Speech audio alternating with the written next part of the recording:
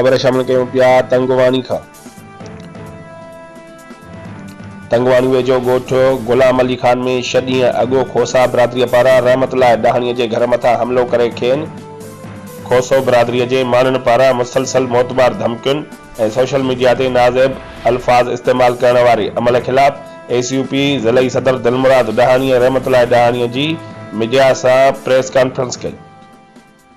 उन मौक़े ते एसीयूपी ज़िलई सदर दिलमुराद खान ॾहाणी रहमतुल्लाह खान ॾहाणी प्रेस कॉन्फ्रेंस कंदे चयो त असां कंहिंजी धमकियुनि खां कोन था टिजूं।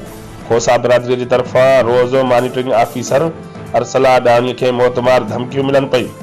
असीं उन्हनि खे ॿुधाइणु चाहियूं था त ॾहाणी बिरादरी हिकु बाख़िलाफ़ बिरादरी आहे जंहिंजे दॿाउ ऐं धमकियुनि खां कोन था टिजूं। हुननि वधीक डीसी कश्मीर मुनवर अली मिठाणीअ खां मुतालबो कयो त जेको बि रिपोर्ट आहे सो पेश कयो वञे।